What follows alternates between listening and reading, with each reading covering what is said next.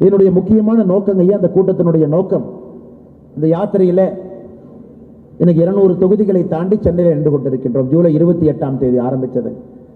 யாத்திரை என்று சொன்னாலே மாறுதல் என்ற அர்த்தம். நம்முடைய மனது மாறும், நாம் ஒரு நல்ல மனிதராக மாறுவோம், மக்களிடம் நிறைய அனுபவங்களை நாம் கேட்டு பெறுவோம். அதன் மூலமாக ஒரு அரசியல் கட்சியை சார்ந்திருக்கும் பொழுது நம்முடைய கட்சி, குறிப்பாக பாரதிய ஜனதா கட்சி, இன்னும் மக்கள் நலத்திட்டங்களை வேகமாக, விவேகமாக, ஆழமாக, நுணுக்கமாக கொண்டு வருவதற்கு இது போன்ற யாத்திரைகள் வலு சேர்ப்பேன். குறிப்பாக நான் சார்ந்திருக்கக்கூடிய பாரதிய ஜனதா கட்சி பார்த்தீங்கன்னா யாத்திரையால் வளர்ந்த ஒரு கட்சி. ஒரு முறையும் இந்தியாவிலே ஒரு பிரச்சனை இருக்கும் பொழுது யாத்திரையை நம்முடைய கட்சி தலைவர்கள், அது ரத யாத்திரையாக இருக்கட்டும், பாத யாத்திரையாக இருக்கட்டும், அல்லது ஒரு வண்டி மூலமாக இருக்கட்டும், இந்தியா முழுவதுமே சுற்றி சுற்றி பாரதிய ஜனதா கட்சி தன்னுடைய நுணுக்கமான அரசியல் அறிவை இன்னும் ஆழமாக பதிய வைத்து 1984 2 பாராளுமன்ற உறுப்பினர்கள் இருந்த கட்சி இன்னைக்கு 2019 தேர்தலில் 303 பாராளுமன்ற உறுப்பினர்களோடு ஆட்சியில் அமர்ந்திருக்கின்றனர். அதற்கு நிறைய தலைவர்களுடைய கடினமான உழைப்பு காரணங்க ஐயா. எனக்கு அதே போல தமிழகத்தில் நம்முடைய எண்மண் எண் மக்கள் யாத்திரை கூட அதே உழைப்பை போட்டு நம்முடைய தலைவர்கள், தொண்டர்கள் பட்டி தொட்டி எல்லாம் சந்தித்துக் கொண்டு வருகின்றோம். சந்திக்காதவங்க யாருமே இல்லைங்க ஐயா, எல்லாரையும் பார்த்துக்கிட்டு வர்றோம். நேற்று தான் சென்னையிலே மகளிர் சங்கமம், மகளிர்கள் எல்லாம் ஒரே மேடையில் அழைத்து அவர்களை சந்தித்தோம்.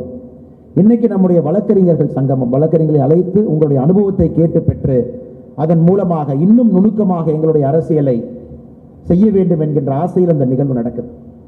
ஒரு இடமாக, ஒரு தொகுதியாக, ஒரு கிராமமாக, ஒரு நகரமாக வருகின்ற இடத்துல தொழிலதிபர்களை, வியாபாரிகளை, ஆட்டோ டிரைவர் நண்பர்களை, கால் டாக்ஸி நண்பர்களை, ஸ்விக்கி, ஜொமேட்டோ போன்ற இந்த இன்ஸ்டன்ட் ஃபுட் ஆர்டர் சர்வீஸ் இருக்கக்கூடிய நண்பர்கள் ஒரு இடத்துல சந்தித்தோம்.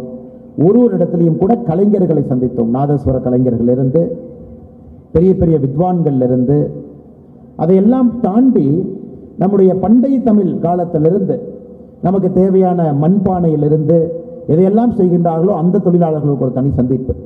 ஸோ கிட்டத்தட்டங்க ஐயா அந்த 200 தொகுதியில் 130 தனித்தனியான சந்திப்புகளை நடத்தி இருக்கின்றோம். ஒரு தனித்தனியான கூட்டங்கள், ஒரு தனித்தனியான கலைஞர்கள்.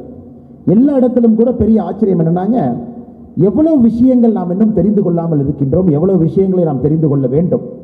அவர்களுக்காக ஒரு திட்டத்தை கொண்டு வரும் பொழுது இன்னும் நுணுக்கமாக, இன்னும் ஆழமாக அந்த திட்டங்களை கொண்டு வருவதற்கு எப்படி இந்த ஒரு சந்தர்ப்பமும் கூட நமக்கு ஒரு வாய்ப்பு கொடுத்திருப்பதை பார்த்துக்கிட்டு வர்றாங்க ஐயா.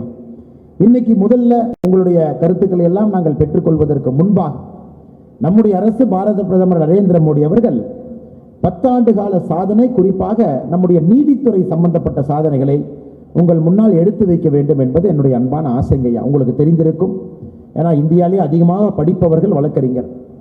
அவ்வளவு படிப்பாங்க. கோர்ட்டில் ஒரு 10 நிமிஷம் ஆர்கியூ பண்ணுறதுக்கு 2 மணி நேரம் படிச்சுட்டு போவாங்க.